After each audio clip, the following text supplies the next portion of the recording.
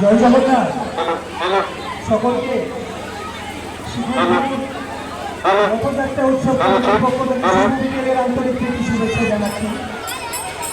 যারা উপস্থিত হয়েছে তাদের উদ্দেশ্যে আমরা কমিটির পক্ষ থেকে একটা অনুরোধ, আমরা রথটা একটু ঘুরিয়ে আপনাদের সহযোগিতা করলে আমরা রথকে সম্ভব